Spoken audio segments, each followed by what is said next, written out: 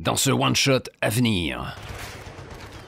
Et on va voir mon visage se durcir et ma voix dire « J'arrive ». Et à l'intonation de ta voix, on voit peut-être les yeux de Dan s'agrandir. Et alors que je me débat encore avec cette dizaine de moines-là, là. Anna! Anna! Non! Tu dois faire attention! Tu dois te contrôler! Que fais-tu, Anna? Tous MJ et joueurs. Aucun scénar. Tandem. Tandem.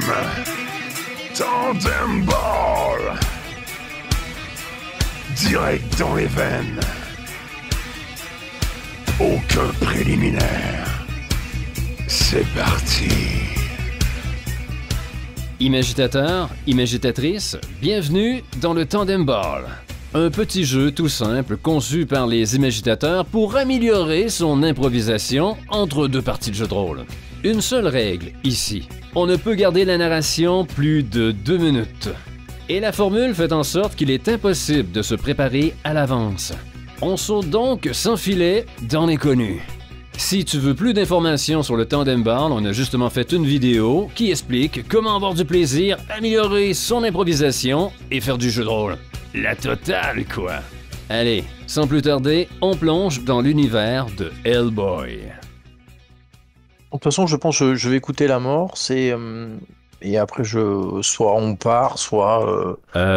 Écoute, Méric, sens-toi bien à l'aise de refuser cette première proposition si elle ne te convient pas. À ce moment-là, on passe à la deuxième. Mais attention, avec la deuxième, tu dois vivre avec, là. Il n'y a pas de retour possible. C'est salaud comme jeu. Ok, ça marche, ça marche. C'est parti, je te lis l'amorce. Parfois, rarement, le voile entre les mondes devient ténu. Trop ténu. Sur une ferme, au milieu d'un vaste champ de blé, un homme, jeune trentaine, sa camisole blanche tachetée d'huile, a les 2 mains plongées dans le moteur de son vieux tracteur, tout près de la maison. Dans le ciel, les cris d'un vol d'oies sauvages viennent s'ajouter au murmure du vent qui chatouille les blés. L'homme n'y prête guère attention. Soudain, un bang retentissant le fait sursauter. À quelques mètres, le pare-brise de son pick-up brille de sang et de fissures de verre. Bang! Un autre impact, plus sourd celui-ci. L'homme voit du coin de l'œil une masse dégringolée du toit de sa maison. Bang! Bang! Bang! Le type tombe de son tracteur, sur le cul. Les taches noires de sa camisole ont disparu sous une mer de sang et de chair qui barbouille ses vêtements. De plumes aussi. Une centaine d'oies sauvages plongent tête première tout autour de lui, comme désireuses de mettre fin à leur vie. Voilà. Est-ce une scène qui se déroule ailleurs? Est-ce que tu continues sur celle-ci? Tout est possible, mais on doit construire dessus si c'est celle que tu gardes. Ouais, c'est celle que je vais garder. C'est une ferme isolée au milieu des champs, on est bien d'accord? Est-ce qu'on voit les fermes au loin? Est-ce que non? Ce n'est que désolation et horizon. À toi de choisir, Méric. Ok. Moi, je pense qu'on a une vue de la fenêtre de sa grande ferme, en fait, et où on voit un canon fumant dans l'ombre de la fenêtre, avec un reflet de soleil qui fuse sur le long de l'arme à feu, et on entend des bruits de pas lourds sur le plancher qui s'en vont et semblent descendre un escalier. Et on voit le personnage qui était dans le tracteur qui recule sans comprendre, et je pense que je vais incarner le personnage dans le tracteur, si ça te va. Bah, c'est moi qui prends le connard, quoi. Ça me va. On parle d'un fusil, un calibre 12, un 2 coups. Et l'homme descend les escaliers, les faisant grincer. Une salopette en jeans, assez souillée. Camisole blanche, lui aussi, mais qui a beaucoup perdu de sa blancheur. L'homme porte les cheveux mi-longs, qui lui tombent un peu sur les épaules, avec une touche de gris aux tempes.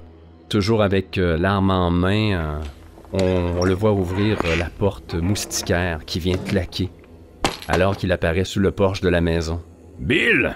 Qu'est-ce qu'il y a, Dan? Alors que... Je vais marquer les noms parce que moi... Ouais. Même si on a pris des noms à 3 lettres et 4 lettres... On n'a pas pris les plus durs. On voit des dizaines et des dizaines de corps qui jonchent le sol entre Don, sur le perron, et Bill, tout près du tracteur. On est devant un vrai champ de bataille. Et c'est davantage le champ de bataille du côté des perdants. Le tien, on est bien d'accord que c'est Dan et moi c'est Bill, on est d'accord? Don ou Dan? Comme tu veux. Dan, Don. On va y aller avec Dan. Allez, Dan. Ça va, fils. Et on peut voir Bill qui se reprend, qui se touche les bras, le visage. Oui, mais qu'est-ce qui s'est passé? Alors que on te voyait exposé au soleil, on voit une ombre t'envelopper et la main de ton père se tend pour t'aider à te relever. Putain, c'est ton sang ou... Non. Et on voit que j'ai de la sueur sur le front que je m'essuie du revers de la main.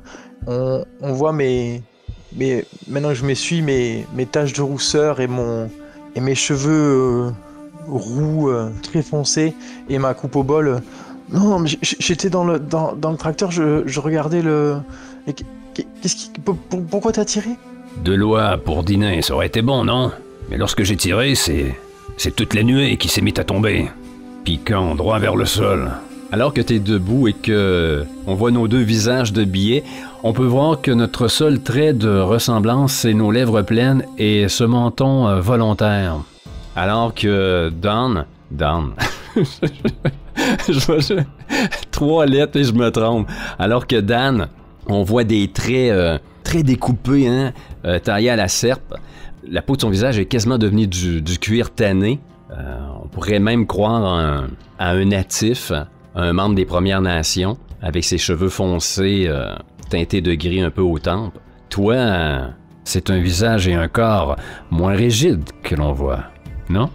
Ouais, on voit que même dans mon attitude beaucoup plus décontractée, beaucoup plus souple, et je sens me reprendre très vite du poil de la bête, et on voit mon teint pâle malgré mes coups de soleil sur les épaules, avec mon t-shirt remonté, les manches courtes remontées jusqu'aux épaules, et je range ma salopette. J'ai pas eu peur, hein, mais qu'est-ce que c'est toutes ces oies sauvages? Et je pense qu'au moment où je te raconte ça, on nous voit tous les deux de profil, avec ta carrure imposante, et au loin on voit une fumée qui apparaît dans la colline, et une voiture noire arriver. Il y a encore à un bon kilomètre, mais vu que les terrains sont assez plats et peu vallonnés, c'est très facilement visible. Le regard de Dan se plisse, alors que ses yeux se portent au loin vers ce serpent de poussière, alors que celui-ci progresse en direction de leur propriété.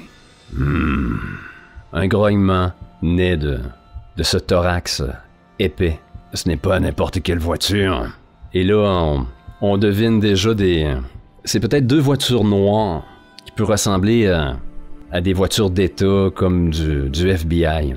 Allez, va te débarbouiller. Et au moment où tu me dis ça, je pense qu'on me voit avec la main au-dessus des yeux en train d'essayer de me couvrir du soleil pour essayer de distinguer quelque chose.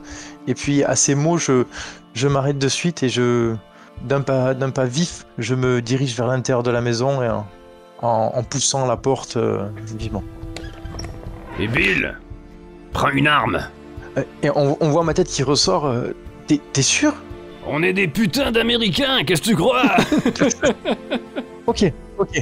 Et t'entends la porte qui claque, et on entend je pense toujours, on a la vue toujours de dehors avec cette fumée qui se rapproche, et on entend un vieux meuble grinçant qui s'ouvre sans le voir pour autant, toujours de l'extérieur, et un bruit de paquets de balles qu'on pose, ce bruit caractéristique des balles dans le carton qu'on pose sur une table. À l'extérieur, on entend le fusil être craqué en deux, les 2 balles éjectées.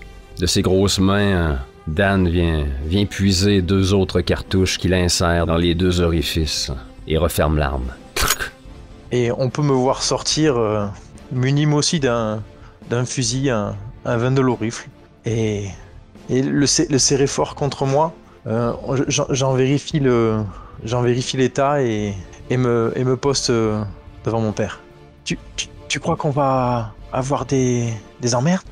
Alors qu'on voit les deux hommes, le père et le fils, se tenir côte à côte, faire face à cette route de gravier qui mène jusqu'à leur maison, on a comme cette caméra narrative qui est tout près du sol, tout près de cet toit qui t'a éclaboussé, qui est venu s'éclater sur le tracteur, tout près de Bill. Et en premier plan, c'est la carcasse de l'oiseau que l'on voit. Et au loin, on voit les deux hommes. Et alors que l'animal est complètement éventré, que ses viscères sont éparpillés sur la terre, étrangement, on voit ce petit cœur battre encore, alors qu'il n'est pratiquement plus rattaché au reste de la carcasse. La voiture est tout près, j'imagine. Ouais, je vois bien le moment où on entend le faible son de ce battement de cœur qui est interrompu par un crissement de pneus qui freinent sur du gravier et une porte qui s'ouvre et de la première voiture on voit un homme en costard avec un livre à la main sortir et sembler jauger Bill et Dan et messieurs bonjour. Je vois l'homme avec une peau là, très blanche, pratiquement avec des reflets bleutés, tellement celle-ci est translucide. On voit même quelques veines bleues et rouges venir zébrer son cou et s'attaquer un peu à la mâchoire. Un homme inquiétant, avec un regard bleu, très pâle, comme les glaciers. Sa voix a-t-elle quelque chose d'étrange? On peut sentir qu'il semble plus stressé, malgré sa carrure qu'il ne le laisse penser. On sent que... On ne sait pas si c'est la chaleur ou mais on le voit un peu... on voit des gouttes perlées sur son front. Et on le voit en train de prendre un mouchoir pour éponger quelques gouttes de sueur. Et je pense qu'au moment où il pose la question, il y a la fenêtre arrière de la voiture qui s'entrouvre à peine. Et à ce bruit, il finit à peine sa question et on le voit s'approcher de la fenêtre, se pencher. Oui, d'accord. Et on voit une main gantée sortir un papier et le donner à cet agent. Et il le déplie. Messieurs, et tu vois qu'il cherche un peu ses mots, il semble hésiter. J'aurais aimé savoir si le lieu vous appartient. Dan jette un regard à son fils, sans doute que les deux se croisent au niveau des yeux. Puis il va avancer vers cet inconnu, sorti de la voiture. Ses pas vont faire crépiter le mélange de gravier et de terre battue sous ses pieds. Et avec un léger signe de tête en direction de Bill, son fils, lui signaler de rester en retrait. Qu'est-ce qui se passe dans la tête de Bill en ce moment? Je pense que c'est la première fois qu'il voit des voitures si impeccables, des gens peut-être poser des questions frontalement à son père.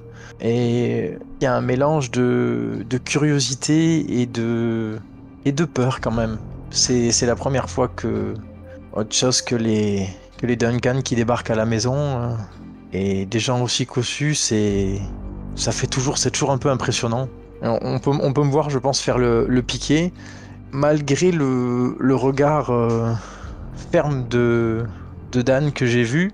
Je vais essayer de braver l'interdiction et je vais me tenter un jet de dés pour essayer de m'approcher et de me mettre au même niveau que lui. Oui, tu défies un peu l'autorité de ton père. Exactement. Je montre que je suis assez grand pour me mêler. Très bien. Donc, on y va déjà avec une première donnée sur ta fiche. Ouais. Qui serait dans mental. Ouais. Et quel niveau te mets-tu? Tu as le choix entre passable, standard, bon ou excellent en mental. Je pense que j'ai standard. Très bien. C'est plus un courage éphémère qui m'incite là, et là il y a un mélange de curiosité et de courage mal placé sûrement. Et comme ça se fait un peu contre mon autorité à moi, Contre mon social, oui, j'ai beaucoup d'autorité, mais c'est un homme de très peu de mots, hein, Dan, ton père. Oui. Ça va être à standard aussi. Du coup, si on suit le système basique instinct... Ben, c'est 50-50. Allez, Un premier jet pour le tandem ball. allez. C'est un 13 pour moi. C'est une réussite, mais totale. Ouais, complètement. C'est pas comme ça que je t'ai éduqué, mon garçon. On peut voir Bill s'approcher d'un pavis et décider, les deux mains serrées contre le fusil et s'arrêter à la même hauteur que son père. Je pense qu'on aurait un plan où on le voit légèrement derrière son père, et pendant que son père... comment il regarderait son père? Je vais sans doute rouler un peu les yeux au ciel. Ce ciel qui nous est tombé sur la tête. Et ensuite te regarder et te fusiller du regard. Tu sens que tu échappes belle pour l'instant. Et je pense qu'on voit poindre sur mon visage un sourire un peu bené, mi-pierre, mi-je suis là. T'es proche de la trentaine, t'es toujours sur l'autorité de ton père. Qu'est-ce qui fait en sorte que il y a un peu ce respect, mais qui est teinté d'une certaine crainte par rapport à ton père? Non? À quoi ça ressemble? Depuis que maman est partie, il a changé. Plus renfermé, encore moins de mots que le peu qu'il offrait déjà. Et je pense que les rares moments de bravade que je m'octroie, ça lui rappelle, je pense qu'il voit des souvenirs de ma mère en moi, et que ça ravive un peu une flamme, même si ça l'insupporte. Je sais qu'au fond de lui, ça le fait revenir un peu à la vie. Et alors qu'il t'a envoyé ce regard un peu dur avec une promesse qui brillait à l'intérieur, genre on va se parler après, gamin. Et sur le moment, je suis aux anges. Oh oui, t'es très aux anges parce que là, je suis dans la cour. T'as une humilité là, ouais. avec le témoin. Complètement. Je sais très bien qu'après, ça sera un autre moment et que... Oh, ben c'est jamais sévère, mais tu vas avoir quelques remontrances, certains, quelques grognements de la part de ton père. Ouais. Après t'avoir lancé ce regard-là, tu vois Dan faire franchir les 3 pas qu'il sépare de cet étranger-là, de cet homme en costard noir, à la peau très très blanche, et venir se placer devant lui, de venir même franchir sa bulle, là, et son torse vient pratiquement là, se plaquer à celui de l'étranger, et tu vois sa main, une main ferme, venir agripper l'homme au niveau du biceps, et se penchant à son oreille. « Est-ce que vous savez qui je suis? » On sent le souffle chaud. Je pense qu'on peut sentir le souffle chaud sur la nuque de l'agent qui est pris d'un petit tremblement. Oui, monsieur. Alors c'est votre baratin à la con. Et on le voit regarder la fenêtre entrouverte de la voiture. S'il vous plaît, vous savez pourquoi on vient. L'enfant. Tu le vois se décoller de l'oreille de l'étranger, tourner la tête vers l'arrière, te regarder. Et alors que son regard était chargé de colère, Bill, un instant plus tôt, peut-être pour une des rares fois dans ta vie, tu vois une crainte briller dans les yeux marrons de ton père. Je pense que ça fait poindre un frisson qui me remonte l'échine et on me voit en train de trembler. Juste ce regard de crainte dans les yeux de mon père, l'infaillible, le roc, l'imperturbable, c'est pire que n'importe lequel de ces monstres qui pourrait poindre le bout de son nez. C'est une faille dans le monument. Dan soupire. Allez, rentrons à l'intérieur. Vous prendrez bien quelque chose à boire. Oui. Un verre d'eau, s'il vous plaît. Au moment où vous retournez par là derrière, l'agent se rapproche de la voiture, ouvre la porte et sort. On voit une main gantée sortir de la voiture et on voit apparaître un personnage en haut de forme avec un chapeau à large bord qui couvre la moitié de son visage, et avec le col remonté. Et il essaye d'aider ce personnage-là qui n'a clairement pas besoin d'aide à sortir de la voiture, et on voit qu'il prend en plus de son livre, il prend l'attaché-caisse qui lui est tendue, et je pense qu'au moment où il se dirige vers l'intérieur de la maison, on le voit s'arrêter devant le cœur bâton de l'oiseau, se baisser et passer une main sur ce cœur, et on entend un chuchotement. Et on voit le cœur doucement s'arrêter de battre, et l'homme se relever et se diriger vers la maison. Et alors qu'on entend encore cette porte moustiquaire claquer, je crois qu'on pourrait arrêter l'acte 1 ici. Ouais. Acte 2. Un passé avec ton père, on voit qu'il y a un lien avec ces gens-là. Ouais, on peut faire ça. Il y a quelque chose chez Bill. Est-ce que Bill ne serait pas un peu le responsable de la chute de qu'est-ce qu'on vient de voir? Ouais, non, complètement. Sans le vouloir, inconsciemment. Je pose des questions, là, voir vers où qu'on s'oriente pour recommencer ça. Moi, je pense qu'il faudrait éclipser la conversation.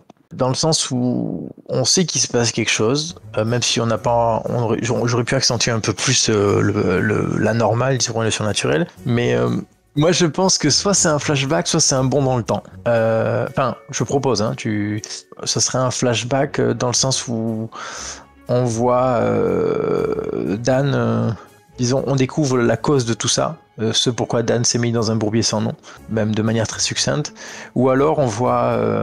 je pense qu'on voit Bill dans le futur, et pas besoin d'être un futur lointain, mais tu sais, un futur où il est devenu peut-être un peu plus un homme, tu sais, un peu plus affronter des choses, affronter ce qu'il est, ou aider à affronter quelque chose comme ça.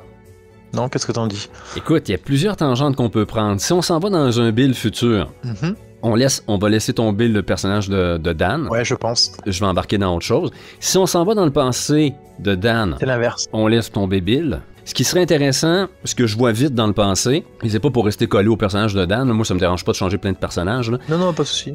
Mais comme on a déjà parlé de la mère, comme quoi que Bill a perdu sa mère, Dan a perdu sa femme, ça serait peut-être intéressant d'aller faire un tour dans ce passé-là, peut-être voir le couple travailler, qui sait, pour le BPRD, l'organisation là, qui combat le mal, dans laquelle travaille Hellboy. Est-ce que ça pourrait être une bonne piste à explorer? Ok, ouais, j'aime bien. En plus, ça m'irait bien d'incarner la mère pour changer. Ou c'est le futur, là. Moi ça me dérange pas. Là. On s'amuse, on explore. Ouais, mais tu vois, après on peut faire les deux, tu sais, genre on peut faire un flashback, et après on reloupe un peu dans le futur après que... Tu sais, genre en plein milieu d'une scène d'action, ou en plein milieu de quelque chose, et avec un rapport avec les oiseaux, le fait que le personnage attire pour X raisons là. Ouais, mais c'est ça, mais on n'essaiera pas trop anticiper parce que j'ai l'impression que lorsqu'on est parti par le flow, ça va prendre une autre direction. Ok. Laisse-nous dans un avion, dans une navette, un sous-marin, un tank. Ah, l'avion, j'aimais bien l'avion. Je te laisse introduire la scène. Ok. Moi, je verrais bien le claquement de cette porte moustiquaire qui concorde, qui vient se superposer au clic d'une ceinture de sécurité à l'intérieur d'un avion, style cargo militaire, où t'as 2 bancs de chaque côté de la carlingue, un banc plat très très simple. Et on voit Dan à côté d'une femme, un Dan beaucoup plus jeune, peut-être d'une vingtaine d'années plus jeune. À quoi ressemble la femme à côté de Dan, que l'on devine être sa femme?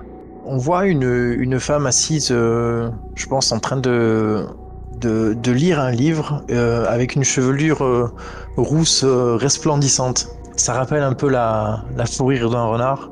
On la voit prise dans les pensées de son livre avec son casque relié à l'avion, et je pense qu'on a la caméra qui descend et on peut voir un velcro avec son insigne de la BPRD, et on la voit relever les yeux et regarder Dan dans les yeux et lui sourire d'un sourire doux et délicat qui contraste un peu avec cette ambiance dans l'avion, et dans le silence de ce Capharnaüm, on voit les lèvres bouger, on la devine demander « Ça va ?» en direction de Dan. Dan va simplement hocher de la tête. Ah, que vous êtes mignons à voir tous les deux. Et là, à ce moment-là, Dan se détourne de ses magnifiques yeux verts qui ont fait chavirer son cœur et se retourne vers l'homme.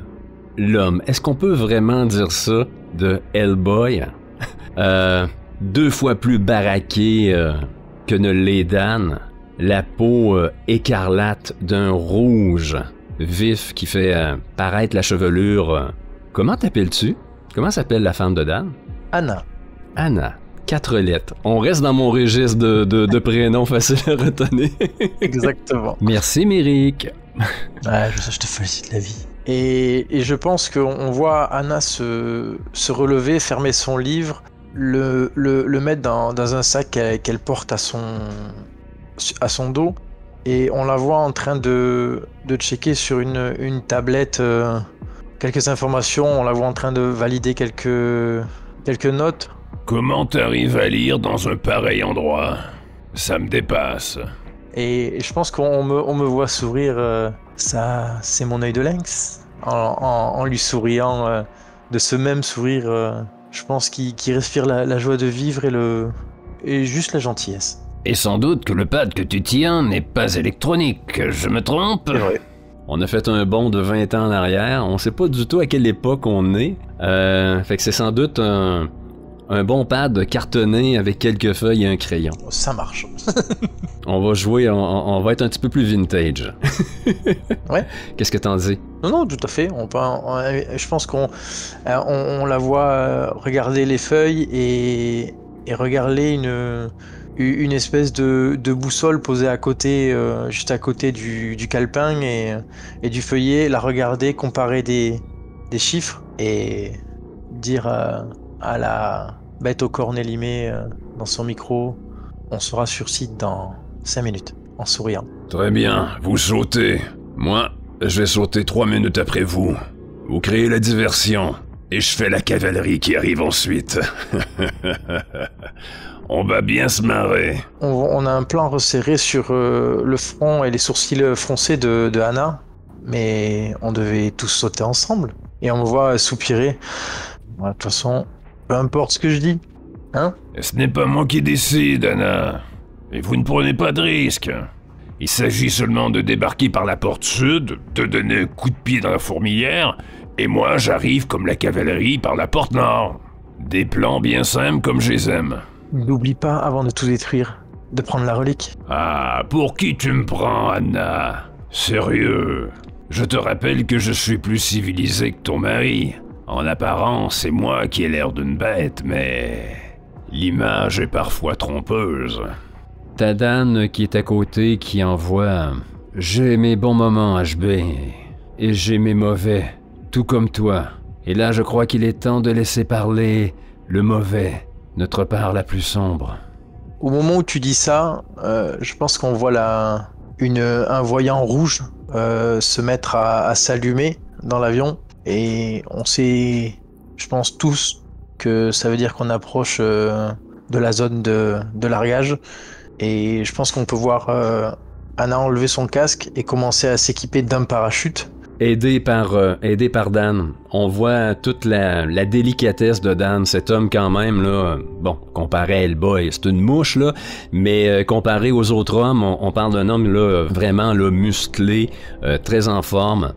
Et on voit chaque geste porté vers Anna, chaque regard qu'il pose sur elle. Il n'y a aucun doute, là, cet homme est follement amoureux de sa femme.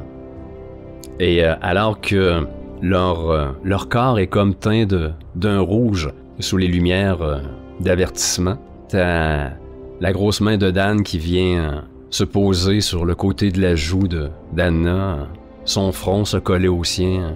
Tu es prudente, et on ne prend pas de risques inutiles, promis? Voilà la main de Anna se poser doucement sur le visage de Dan, et, comme toujours.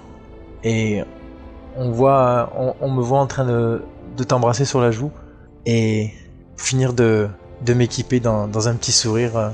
Et est-ce qu'on voit Dan équiper un parachute? Oui, et je lui lance un dernier et on ne se sépare pas. Jamais.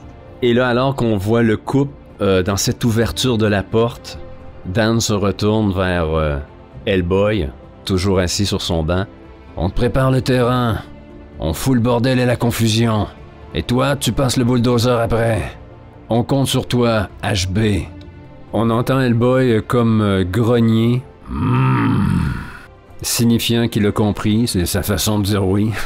T'inquiète, Dan. Je suis l'arme secrète de cette agence. Je serai là. Et on va voir Dan s'élancer dans le vide avant sa femme Anna, comme pour lui ouvrir le chemin.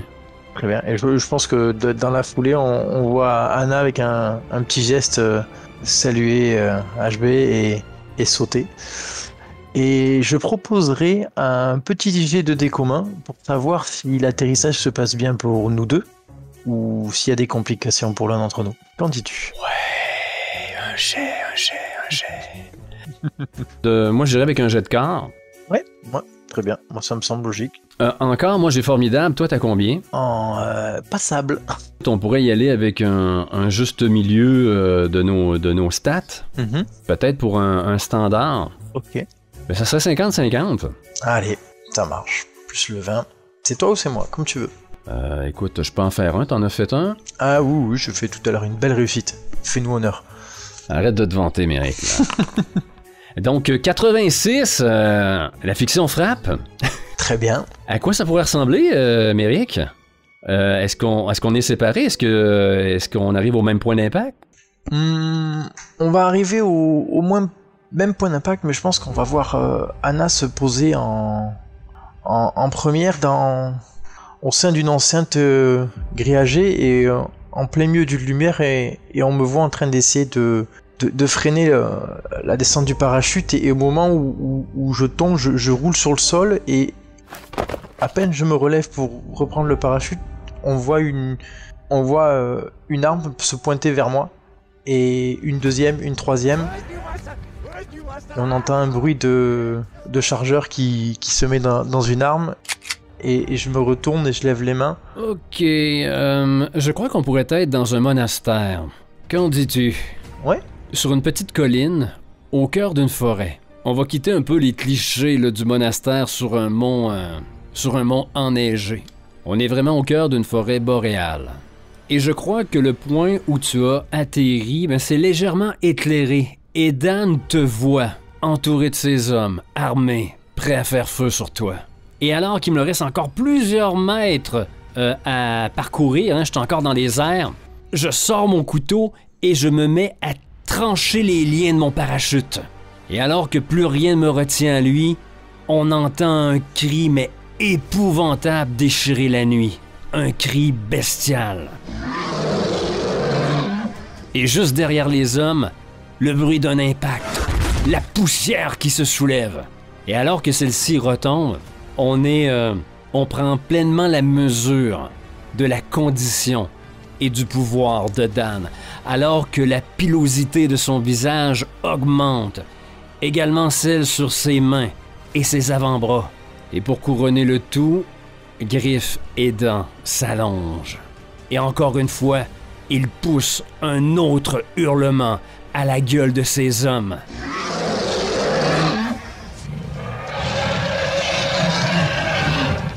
On peut deviner les tremblements qui viennent agiter leurs armes à feu. Et je vais faire un carnage. Est-ce que l'on fait une petite ellipse dans le combat, ne serait-ce que de 5 minutes pour faire avancer un peu le tout? Ouais. On cut sur ça et on retrouve Anna adossée à un pilier de l'intérieur du monastère et on me voit en train de mettre mes mains autour de mon visage. On peut voir des balles fuser sur le pilier et l'effriter au fur et à mesure. Il y a des balles traçantes, il y a des balles qui finissent un peu plus loin et on voit que le pilier s'amincit dangereusement. Dan, t'es où? Dan?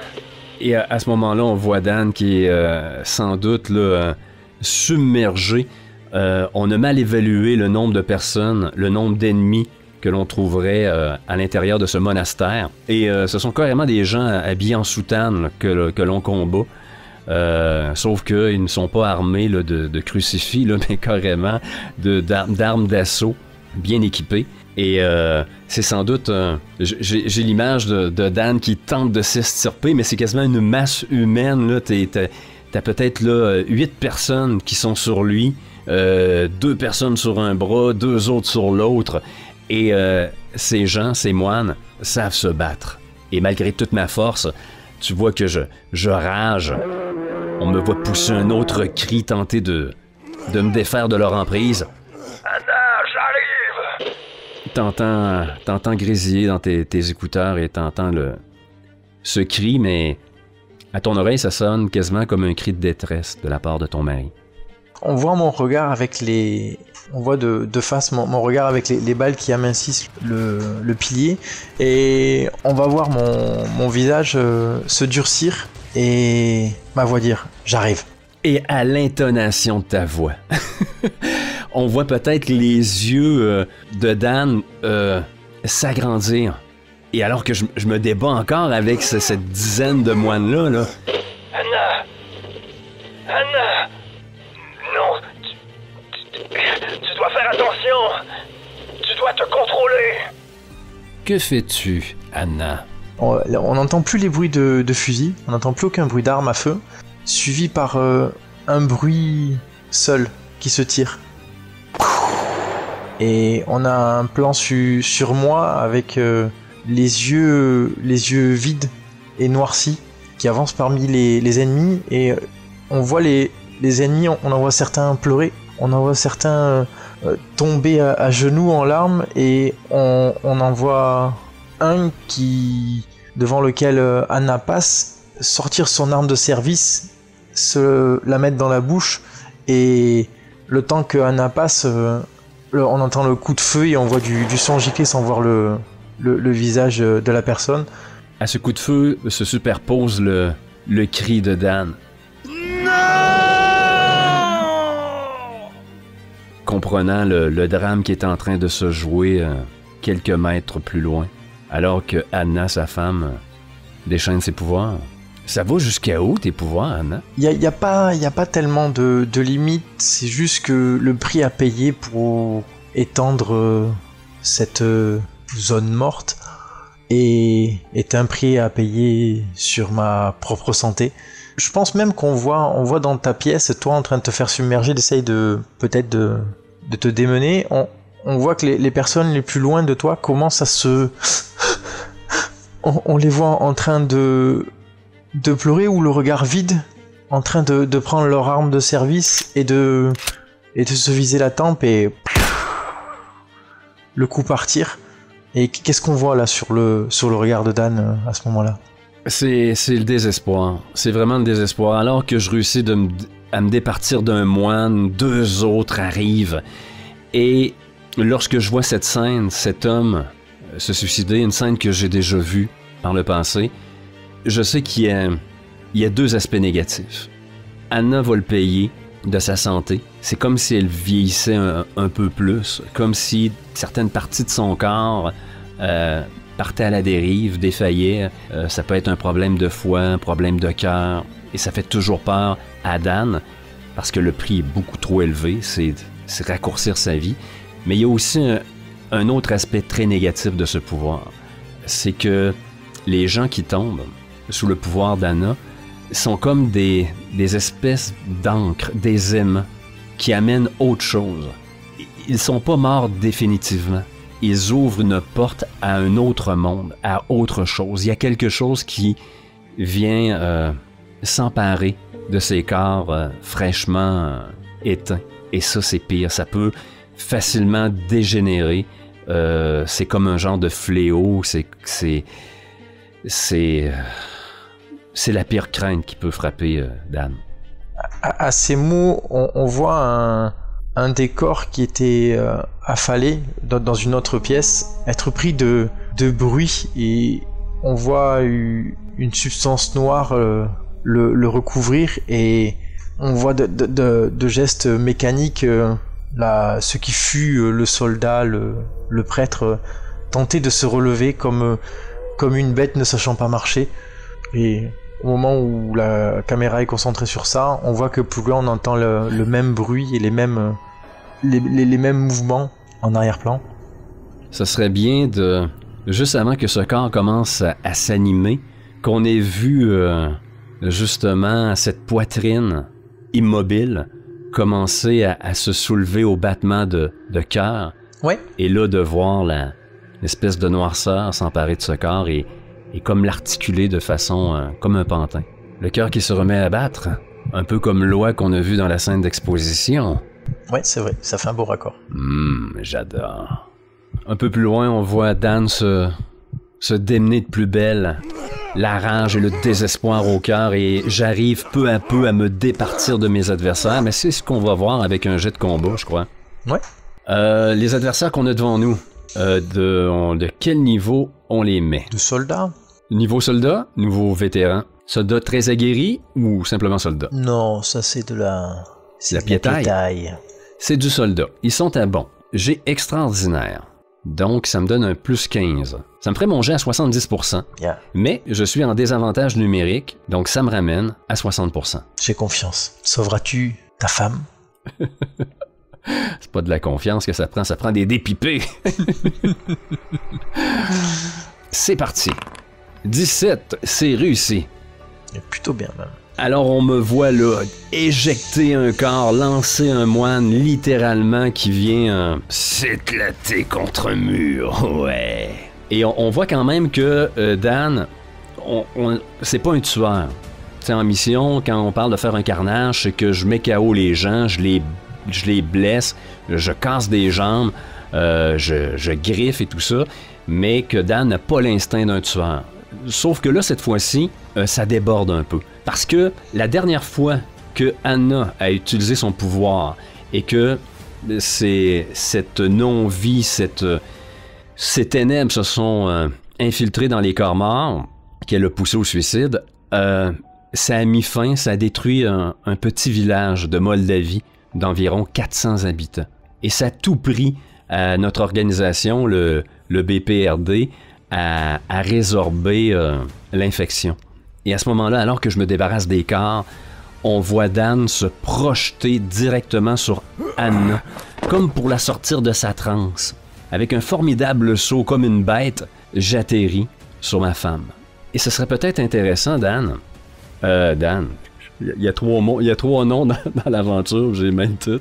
C'est peut-être moi qui ai causé la mort d'Anna. Oh, ça pourrait être très intéressant. Alors que je tombe dessus, qu'on nous voit faire une espèce de rouler-bouler, les deux corps entremêlés, et qu'on arrive à la fin de course, un peu au milieu de cette salle, Dan, qui est par-dessus Anna, se relève. Et qu'est-ce que je vois? Tu me vois en train de, je pense, de pleurer la même substance noire qui semble couler de mes yeux dans mes yeux noirs, te disant Dan, je n'arrive pas à les retenir, Dan. Et je semble te chercher mes mains semblent te chercher ton visage. Dan, aide-moi. Arrête-moi, Dan. Rendu aveugle avec cette gelée noirade qui te sort des yeux, qui commence à te sortir de la bouche, qui perle de tes oreilles. On sent toute la panique là, dans le regard de Dan. Il y a un plan où tu vois, on voit de plus en plus de corps se relever autour de nous, en émettant des sons un peu lugubres, et de plus en plus de corps se relèvent, comme une armée, tu sais, qui revient à la vie, mais une armée de décharnés noirâtres, de mauvais augure, et peut-être on voit un plan avec un dézoom où on voit que cette renaissance, ou cette mort, et cette renaissance en tout cas, est en train de s'élargir. On va voir Dan pousser un cri, comme on est habitué de le voir, hein, il hurle toujours au ciel, un peu comme un loup à la lune, et hurler dans ses écouteurs. Hellboy! Où es-tu? Putain! Tu devais venir! Où es-tu? Et alors que ma tête redescend vers Anna, ma femme, on pourrait voir un peu de cette gelée noire comme couler d'un œil. L'espace d'un instant, je peux à nouveau admirer le vert de tes yeux. Et je crois que c'est peut-être une phrase de Anna qui va peut-être m'aider à prendre cette décision. Il le faut, mon amour. Veille sur Bill. Je vous aime. Et bien malgré Dan, des larmes envahissent ses yeux, viennent déferler sur ses joues recouvertes maintenant de poils, et alors que ce cercle de morts vivants se referme vers le couple, Dan, qui est par-dessus Anna, va amener sa main puissante vers la gorge d'Anna et venir comme se coller à elle, comme dans une dernière étreinte, rapprocher sa bouche de ses oreilles et je t'aime tellement. Anna, je t'aime. Je suis désolé. Je suis désolé.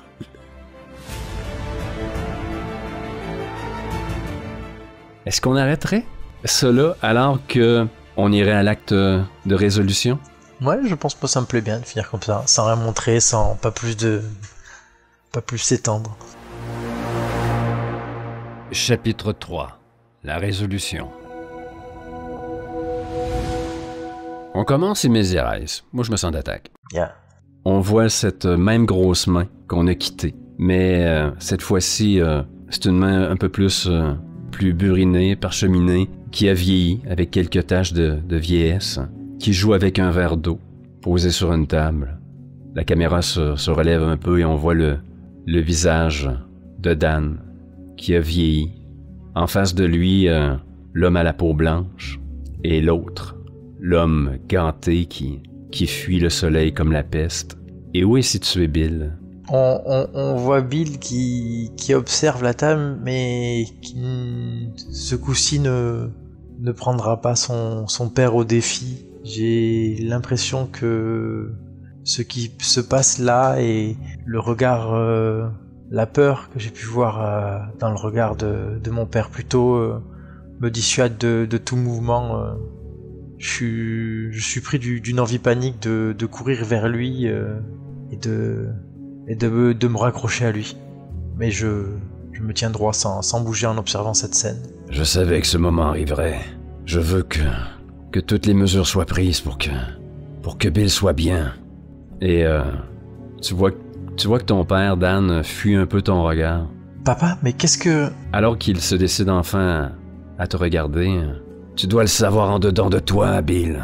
Cela, dehors, les oies sauvages, c'était toi. Comment ça, c'était moi?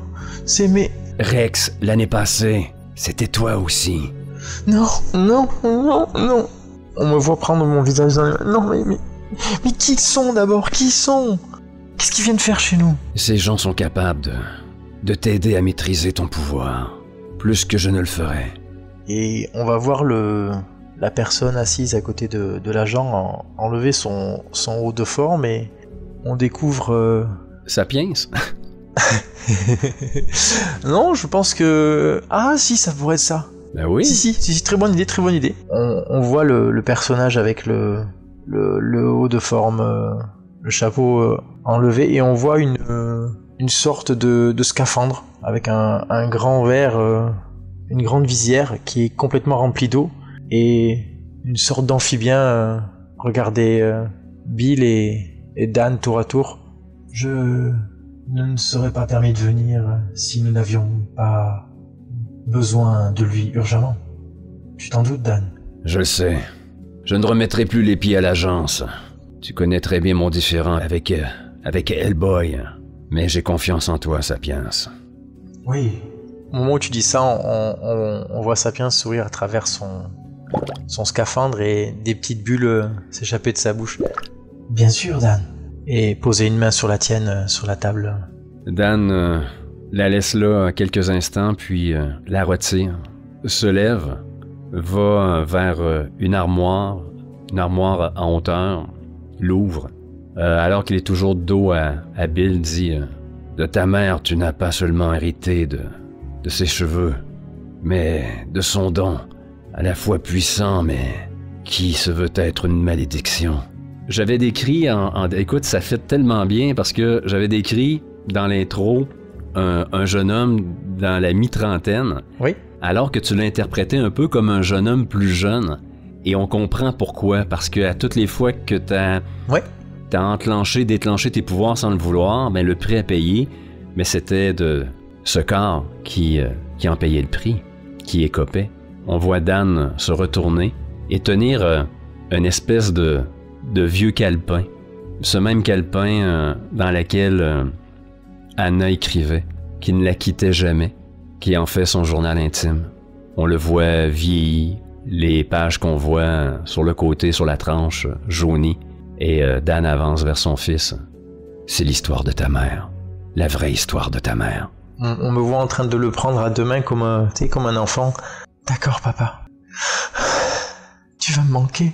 On voit cet homme qui manifeste peu d'actes de tendresse, venir prendre son fils dans ses bras puissants et le serrer contre lui. Et moi, je propose qu'on fasse un cut, là. Ouais. Et ce qu'on pourrait voir, c'est faire un petit bond dans le futur. Ouais. Et alors que l'on voit Hellboy aux prises avec, je te dirais, là, quasiment une vingtaine d'espèces de gargouilles, comme en pierre, mais une pierre qui est quand même malléable, sauter sur lui, l'agripper, être dans une mauvaise posture qui est non sans rappeler celle que Dan, dans laquelle Dan était avec les moines, un Hellboy qui est submergé. Et là, tu l'entends crier à l'oreillette. Merde! Elle arrive, la cavalerie! Elle est où, la force de frappe? Je suis débordé! Est-ce que ça serait intéressant? Ouais. Et on voit un plan avec une voiture avec le moteur qui n'est pas éteint et une porte qui s'ouvre et la caméra rentre dans la voiture. On voit un livre écorné et vieillissant se refermer, la portière s'ouvrir et on voit un personnage, la quarantaine. Méric, est-ce qu'on a fait un bond lointain dans le futur ou ce n'est pas la surutilisation de ses pouvoirs qui fait qu'on voit un Bill plus âgé? Ah ça, une prochaine aventure nous le dira. Ah, coquin. On voit un homme sortir et quand ma caméra passe sur son visage, il a les cheveux roux, des taches de rousseur et le regard un peu creusé et vide et on le voit passer sa main sur la radio. Je suis là, HB. Ça va aller. Est-ce que tu rajoutes autre chose ou on laisse... Non, moi c'est très bien. Moi j'aime bien. Qu'en dis-tu? C'est ce qui conclut ce crash test, cette expérience. Oui, c'est vrai. C'est vrai. On voit que les amorces sont un peu difficiles parce qu'on veut pas piler sur les pieds de l'autre. Ouais. On veut pas trop empiéter. Puis on s'est donné comme la règle de... On essaie de pas prendre la balle et la narration plus de 2 minutes. Donc c'est vraiment une construction à deux, j'aime bien. Non, ouais, complètement. Et puis c'est un réflexe à prendre aussi, je pense. Oui. Plus on en fait, je pense, plus on va développer cette mécanique de rebondir sur l'autre, de voir les possibilités. Ouais, non, complètement. Ouais, non, c'est ça. Et en plus, j'aimais bien le côté un peu amour, tout ça. C'était sympa à jouer, je trouve. Et en plus, je suis content, nous, on a lancé des dés. Non, mais c'est vrai. Et ça, Méric, c'était pas évident parce qu'on a fait 2 sessions du même genre, sans mettre de règles et que ça ne s'appelait pas Tandem Ball, quoique c'est un nom temporaire. Mais dans les 2 sessions qu'on a fait précédemment, aucun jet de dés, là. Hérétiques, nous sommes des hérétiques. Ouais, c'est vrai, c'est vrai. Et parmi les 2, il y a eu la meilleure session que personne n'entendra jamais, parce qu'on n'a pas enregistré. Effectivement, on l'a pas enregistré. Et ça, je pense que je vais m'en vouloir toute ma vie. Parce qu'on a créé une histoire, on n'a jamais arrêté, ça a été un flow continu. Ouais, sans se consulter. Et c'était la boucle parfaite. Ah, et ce finisher. Non, franchement. On ne peut que recommander pour les gens qui veulent un peu, comme exercer l'improvisation, qu'on le fasse avec un personnage ou avec un MJ, ben ça aide grandement. Donc on va remettre ça. Ah ben bien sûr. Là, c'était le premier test, là, c'était la mise en bouche, dirons-nous. Là, on n'était pas à chaud. Oui, je pense que on a vu, il y a vraiment une construction qui s'est faite à 2. Je pense qu'on n'a pas tenu la narration trop longtemps l'un et l'autre. Non, ouais, je pense. Et on voit qu'il y a une question de pratique également là-dedans. il y avait deux difficultés avec Hellboy. C'est que dans les autres sessions qu'on s'est fait, on n'avait pas d'univers prédéfini. Ouais, et là, on devait raccrocher quand même avec... Oui. Première session, on a tiré un mot, on a sorti le mot désert, on est parti sur une histoire très intime entre un geôlier et son prisonnier. Deuxième, on a tiré croisière. On est parti dans un délire, mais incroyable. Et le meilleur scénario tout court. Ouais, c'est le meilleur scénario à vie. Et en improvisation, s'il vous plaît. Ouais. Et là, on arrive avec l'univers d'Hellboy. Ça fait que il faut comme raccrocher un peu. On appelle ça Hellboy, ça serait le fun de le voir. Donc là, déjà là, on réfléchit. Notre esprit est pas totalement concentré juste sur les personnages et le jeu de l'autre. Ouais.